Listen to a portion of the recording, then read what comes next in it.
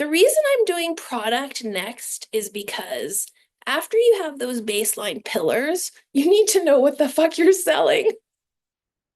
Like, we can't build anything else without a product. We can't build a brand. We can't build social media. We can't build any of our outreach. We can't build a client list. We can't build a newsletter. We can't do shit until we know exactly what you are in business selling. So, as I said, you have to begin, which is step 6, in order to know what you're selling.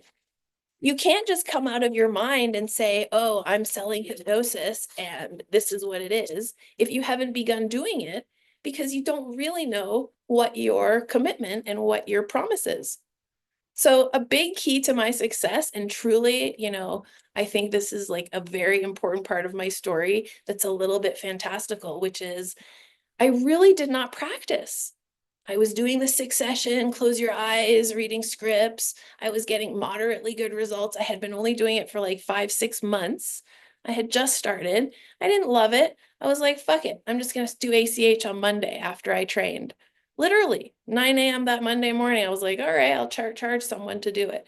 And that's truly how I learned ACH and how I got so many sessions under my belt. So you have to begin, because when you begin, you find out what your promises to the client and how you can really stand behind it. If you don't begin, you're always going to be guessing, oh, maybe I should have a 5-session product. Maybe I should, have 2. I don't know what to do. It'll always be a guess. So beginning is the first step of developing it, not the other way around.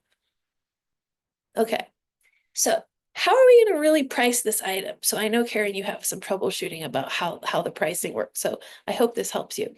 And it's simple, because first we're just going to develop it, and then we're going to retro, edit it as we need to, troubleshoot it. So you guys already know this, but I'm going to tell you again, because it's the essential bottom line of developing a product. MOS. You must go for minimum optimum service when you're developing a product. The main mistake everybody in the group is making so far is thinking, what can I give somebody? That's the opposite question. The question should be from the other side. What do I need as a hypnotist in order to make my business something palatable to me? So it has to operate in a way that you can handle it. If it's too many people a day or too many hours with each person or whatever, it'll just run out of steam eventually. Maybe you'll make it for 6 months or 8 months or a year, but eventually it'll burn out. That's not sustainable. So MOS is to make it possible for you to maintain your integrity as you get more and more clientele. So the MOS is essential because the price of your product determines how tired you get. You know what I mean? If you're priced too low and you are working too hard, you're already in a resentment place. Your business is already fucked. So you have to begin so that you know the feedback, so that you know how to figure out your product. So we're into a chicken and egg kind of, situation here. Okay. You guys all know the point of using conversational hypnosis, or whatever we're calling it, the Soulsway method, is it's speedy, it's fast. We're not committing to, oh, I'm going to sell you 6 hours of my life over the course of 6 weeks, which is the therapist selling themselves model. That's not what we're doing. We're saying the skill is super reliable. So I know what I am doing here is going to impact you pretty fast. I know you're going to all ask me, how am I going to say how fast without knowing? I'm going to answer that in a minute. But then the point is, we're not going to sell a package. We're not going to sell hours. We're not going to sell sessions. We're going to sell the point of hypnosis, which is the results. The results are not only the niche-driven results. They're not just, oh, and you're going to quit smoking and that'll be great. That's what draws the client initially, because that's what they're thinking is their problem. But what's actually being sold to this person is the global impact of meeting with you. That's why I gave you the homework first, because if you don't know what that global impact is, then you don't know how important you are. If you don't know how important you are, then of course you don't know what your product is. I mean, imagine the dentist graduating from dental school being like, I don't know, maybe I'll just do cavities. Like, no, That's stupid. They're going to sell high end, the highest end thing they can, and make the highest dollar per client.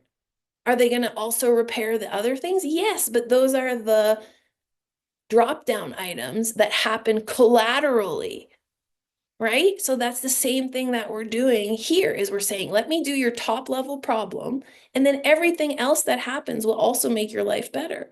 If you don't know that list, then when they meet with you on the discovery call or when you're talking to them on social media, you will not convey to them that that's actually what's happening.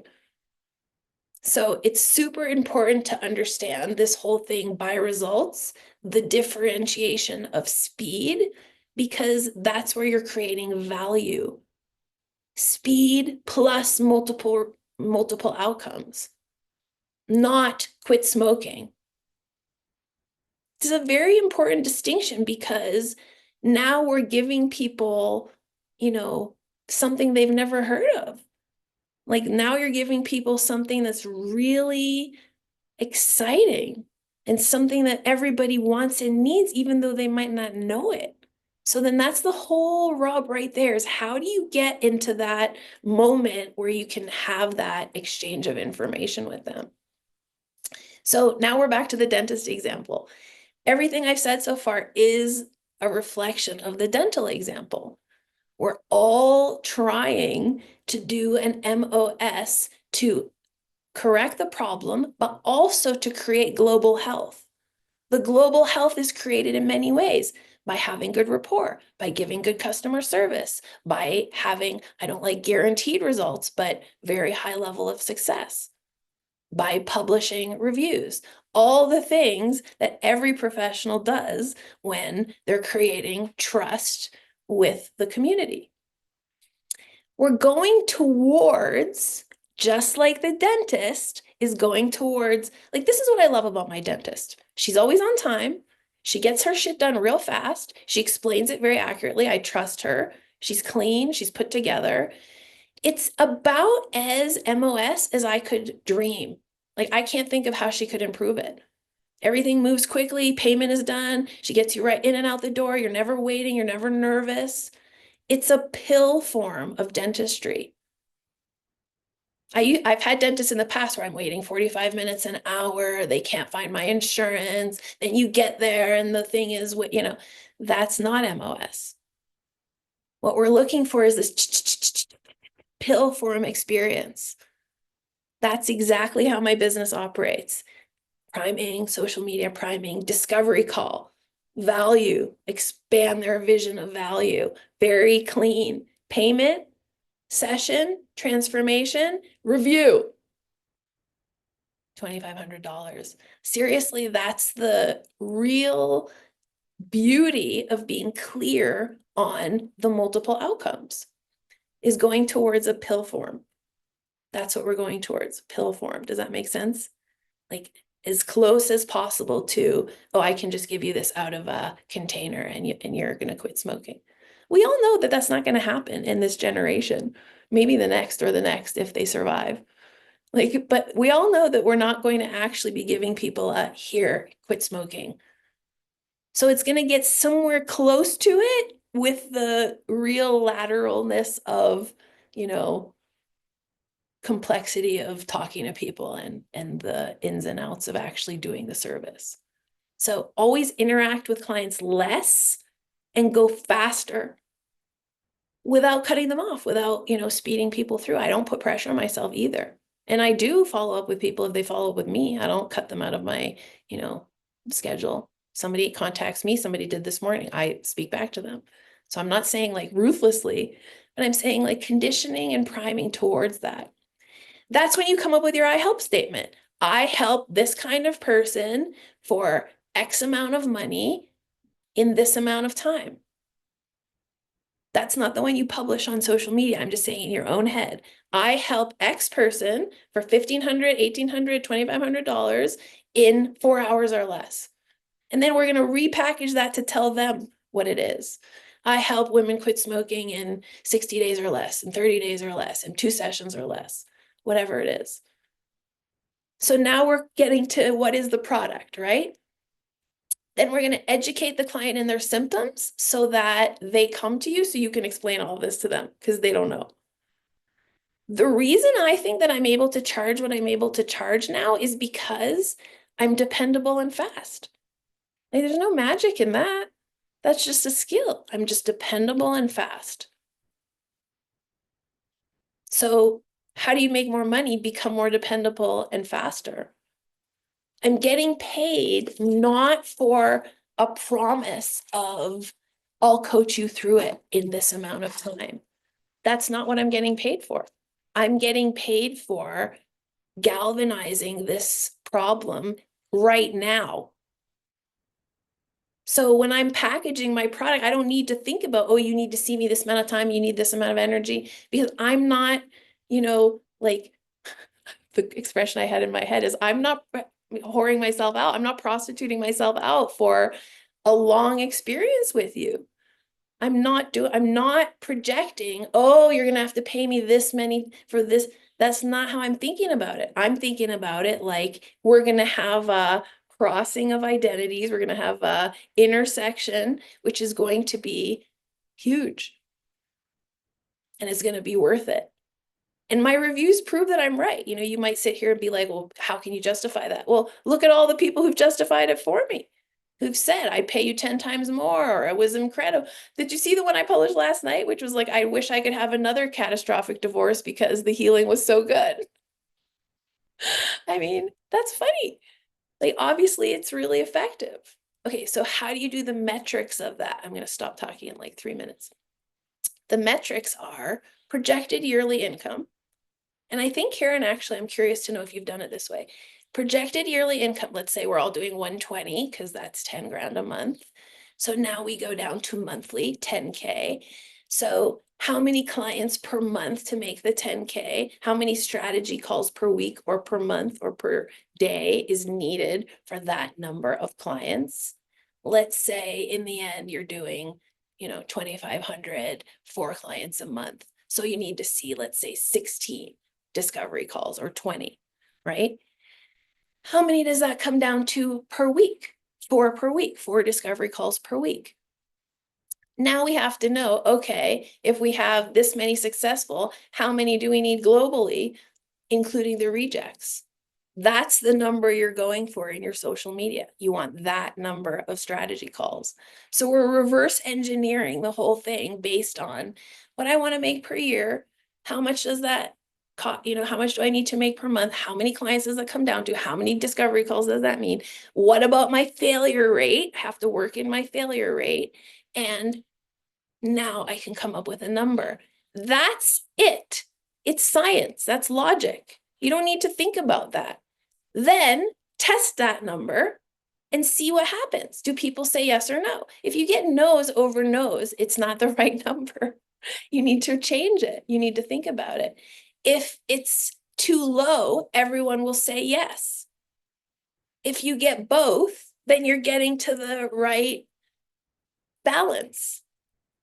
As now, when you're honing in on that number, as your conversion rate goes up, the number of people you need to see goes down. Now you're gaining hours. So you see, you keep refining that price by improving your skill, because as your conversion rates and your speed of delivery improve, you can start to cut back on hours. When you win back hours, now you can innovate and do other things with your time in life. So it's a very scientific model that's based on a retrospective look on what you need to survive, and then checking with data, meaning on, litmus test it, actually experience it with live people. Is that right? And if not, how do I need to edit it? In your day, you need to have at least 1 session, probably 2. You need to have time for strategy calls, and you need to create content and market. So every day, you need to have a balance of those 3 things going. If you have 3 sessions in a row, there's no time for strategy calls. If you have 3 sessions in a row, there's no time for marketing. So it has to be numbers that give you enough stretch to operate the whole business. Then conversion rate goes up, time spent with strategy calls and people who don't pay goes down. Another way to increase profitability is then to raise your price point based on your experience. So how do you change your price point is by how much good feedback you get. So like 5 yeses is a $50 increase on price. I know it sounds like nothing, but if you do a lot of strategy calls and sessions, then you're increasing your price by $200-300 a year or every 6 months. That's a lot. That's like going at the rate of inflation plus more. Okay, so then you go off and process all that information. That's you being in your incubator. That's you incubating. Okay, I did my metrics. Okay, I'm troubleshooting. Okay, I'm editing. Now I'm taking my MOS homework, combining it with my niche statement, and coming up with the product. I don't know my brand yet. That doesn't matter because you need the product first anyway. And then you iterate. You keep iterating, keep going closer and closer to pill form, keep adding $50 with each successful sale, flow cash at the rate that that network of information allows so that you build an actual business. Even if you're flowing cash too slow or too low or whatever, you're creating some momentum right there. And that's the information that will tell you what your correct product actually needs to be in the end. So over deliver as you develop this MOS. If you don't know how to price it correctly, over deliver instead of under deliver, and then edit from there. So my success in charging the 2,500 at a 70 or 80% conversion rate, which is what I do right now. Like that's what I love about my business, by the way. When I have a discovery call, they will book with me. It's very rare that people say no, thank you at this point. So that increases my net income by a lot because I don't have to sit here with a lot of rejections, which is a time waster, although obviously it's a good investment in business overall. So my success is a combination of the confidence I have in my speed and that I'm at the right price for the type of people who want me. So you have to love your idea and then you have to test it in the market and then you have to iterate on it if it's wrong. And then, and now I'm going to stop talking, once you have this hallmark product, just this one thing, a big problem with a lot of new people is they're like, oh, I need a workshop, I need a class, I need a audio to sell. No, you don't need any of that. You really don't. You can do that next. The next level after cash flow is lateral. So then it's like, oh, and I want trainings and I want workshops and I want this, but that's all based on my hallmark product is so dependable. So that's like the next level is the scalers and the product line. But we don't need to do that yet because this is more important. Okay, so that's how you develop a product. Stop thinking about it and just follow the science of it. It's not hard.